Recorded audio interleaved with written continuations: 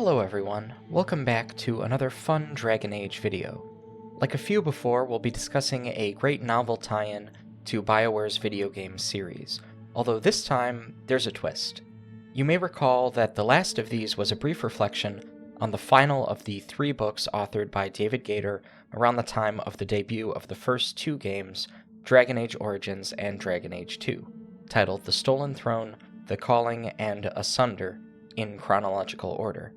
What this means for us is that today we'll be pondering the first non-Gaider entry in the novel tie-ins, The Masked Empire by Patrick Weekes. Trick Weekes is a real gem for this one, and while I enjoy Gaider's work, upon review I think the style of this one really proves Weekes' mettle in terms of their ability to stand shoulder to shoulder with the writer credited with such extensive contributions to the series. As it happens, Trick Weekes, being the second author to write in the Dragon Age novelizations, continues a tradition of socially conscious queer writers, with Gaider writing, to use his words, not as a gay developer per se, but as a developer who happens to be gay and navigates what that means for him in the industry, and Trick Weekes being an openly non-binary writer who stepped in for Gaider as the head writer on the series the year after the release of both Dragon Age Inquisition and The Masked Empire. The book in question opens with an acknowledgement of how the correspondence from and enthusiasm of queer fans of the series has contributed to Dragon Age over the years. You can check out my review of The Calling or my commentaries on gay and transgender characters in the Dragon Age series for more commentary on that. For now, though, this ties in quite well with the story of the Masked Empire. Weekes has a certain leash on the English language that they at once give plenty of slack in order to make the Masked Empire easy reading, but it's also one with which they extend a great degree of guidance. A decent writer gets their point across. A strong writer gets it across effectively for their purpose and the reader's pleasure. Weekes has that skill, and more importantly, for an author dealing in romance and social struggle, they have a flair for the dramatic that never overextends their command of the language. Briala came to Empress Celene's bedchamber that night through a secret door hidden behind a full-length mirror on one wall. The Empress had bathed after the ball, she often did, and changed into a satin nightgown of rich violet. The candle at her writing desk was barely enough to illuminate the pages she had been reading, and most of the room was lit only by the light coming in from the window, the pale yellow of the autumn moon above, and the warmer orange of Val Royeaux itself below. "Has he spoken yet?" Celene asked, not turning around from where she sat at her writing desk. Briala smiled at her Empress, whose long blonde hair was still touched with damp, catching the moonlight as it streamed down her back. "Yes, though I did not think it worth interrupting your evening. Your former captain of the guards has already confessed to smuggling in Gaspard's gift, and has thrown himself upon your mercy." What an optimistic decision on his part. Celene chuckled, put down her pen, and turned to Briala. Celene's face was, as it had been since childhood, a finer version of her mask. Fine bones, porcelain skin, and red lips that naturally curved sweetly.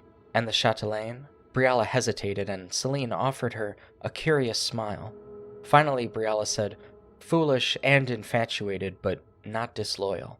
Thinking of Dizarel and Relaine, who might have been whipped had the duck not been satisfactory, she added, though some gentle chastisement might ensure that she accepts her newfound disappointment with grace and dignity. Celene stood, still smiling. "Of course," she said as she came forward. "Given our victory tonight over Grand Duke Gaspard, generosity is only appropriate." Celene's fingers traced softly on the side of Briala's neck, and with a tiny rasp, Briala's mask slid free. "After all," she said softly as she set the mask aside, "one must make allowances for mistakes brought on by infatuation." Briala smelled roses and honeysuckle as her naked cheek grazed Celene's. The gentle scents of an empress's bath and the satin of the nightgown was cool between Briala's fingers as it slid away to bare, pale skin. "Whatever you feel best, your radiance," she whispered, and with her free hand snuffed out the candle.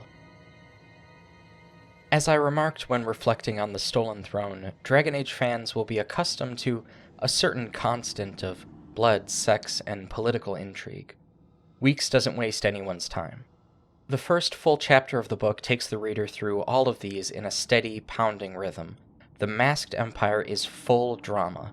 You want lesbian elves in bed with empresses, battles with knights for glory and honor, ancient magic mirrors, haunting spirits, and backstabbing assassins?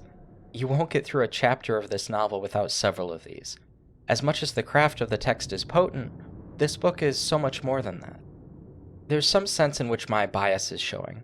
I love the elements of the world of Thetis that build up any and all storylines around elvish oppression. The plot doesn't just make Briala and Celene's queer female relationship relevant. Celene's royal authority conflicts with her desire to help her lover's people, but there's a thematic parallel at work. To create a story that so strongly demonstrates a kind of symmetry between racial and sexual oppression in a manner so organic to a video game tie-in novel strikes me as a clever bit of work. What makes it work is how personal the struggles of the characters feel. This extends even to other characters beyond Celene and Briala, like Fesan and Michel. Sir Michel de Chevin is a chevalier in the service of Empress Celene, whose personal perspective on elvish struggle runs deeper than the reader might initially suspect. Gaspard wanted you removed, and he asked that I hunt for information he could use against you, but he asked that I not kill you unless absolutely necessary. He's such a gentleman. She smirked. He would have been pleased beyond measure when I told him you were a commoner hiding behind a false title. When I tell him that you're the son of some knife-eared whore, can you imagine what that will do to Celene's little court? She said it coyly with a smile that said she'd found a naughty little secret. She was pleased with herself, willing to let Michel beg for mercy or offer her a better deal, or maybe she was toying with him again, looking to get even more information, like the trained spy and manipulator that she was. Sir Michel smashed his forehead into her face. As she fell on her side, he rolled to his back and shoved his arms down, hooked his hands under his curled feet, and then brought them up, still bound, over Melisendre's head. He looped, twisted, and pulled the rope taut, and her cries of pain choked off into frantic gurgles. I am Sir Michel de Chevin, he said, as he pulled on the rope around her throat. With the last of her strength, Melisendre slid a dagger free from a sheath at her hip. Before she could bring it to bear, Michel yanked his hands up, then slammed them down, smashing Melisendre's head into the ground. She went limp, and he did it again. Then again. I am Sir Michel de Chevin. He grabbed the dagger from her unresisting hand and sawed through the ropes that bound him. In moments he was free, standing over her. Her breast still moved with breath. I am Sir Michel de Chevin, he said again, as he knelt beside her and finished it with a clean cut. When he came back to his feet, Gaspard's men were there. Michel's obsession with his identity is twofold. First, there's an element of loyalty to his ideals. A nobleman took a personal risk to train Michel as a chevalier, and similarly, the truth about Michel's low-born origins could damage Celene's reputation. If Michel is compromised in this way, those to whom he is indebted suffer. The second touch to this characterization, however, cuts a bit deeper. Michel reasserts his identity as a way of posturing as what he aspires to be. He lives as a chevalier because that is his aspiration, regardless of the circumstances of his birth. He might have killed Melisendre to protect his patron and Empress, but he says what he says to her as he does it because she has offended his self-concept. There's a touch of something sad there, maybe even a little bit of self-loathing. Michel's mother was elven and his father was human. Outwardly, he is human, but there's a slight softness in his perspective that comes up once or twice when the elves are mentioned, although he never shows his hand until the very last and never shirks his duty. One can easily imagine Michel's pain caught in between two worlds and belonging to neither. In this way, he's not unlike Briala herself, raised into the service of the nobility and even the Empress, far beyond the aspirations of most elves. Where Michel chooses the honor of the chevalier over his sympathies to the elves, Briala finds herself entangled in an impossible choice between love and justice. As her teacher, Fesan is more than he seems, and he says less than he knows. He guides Briala towards a path once walked by a different elven figure long ago. You know, there's an old story about fen'harel. I'm shocked, Aren. You wound me, he smiled. In the story, fen'harel was captured by the hunting goddess Andruil. He had angered her by hunting the Hala without her blessing, and she tied him to a tree and declared that he would have to serve her bed for a year and a day to pay her back. But as she made camp that night, the dark god Anaris found them, and Anaris swore that he would kill fen'harel for crimes against the Forgotten Ones. Andruil and Anaris decided that they would duel for the right to claim fen'harel. And what happened? Briala asked. What do you think, Dalen? Fesan smiled. You have heard enough of my stories over the years. Briala thought for a moment. Fen'harel found a way to trick them both and escape. He called out to Anaris during the fight and told him of a fatal flaw in Andruil's armor just above the hip, Fesan said, nodding, and Anaris stabbed Andruil in the side and she fell. Then fen'harel told Anaris that he owed the Dreadwolf for the victory and ought to get his freedom. Anaris was so affronted by fen'harel's audacity that he turned and shouted insults at the prisoner, and so he did not see Andruil, injured but alive, rise behind him and attack with her great bow. He smiled again and looked at Briala. Anaris fell with a golden arrow in his back, badly injured, and while both gods slumbered to heal their wounds, fen'harel chewed through the ropes and escaped. You have heard enough of my stories over the years, Dalen. His stare settled upon her, calm but unyielding. Perhaps it is time you wrote your own. The story functions as a parable, instructive both for its intellectual and moral elements. There is an obvious message. Might captures or slays an enemy, but cleverness is how one survives. Fen'harel uses deception, not so much by lying as by using the truth tactically, and in doing so he can defeat a foe many times more powerful than he is, or trick them into defeating each other, as the case may be.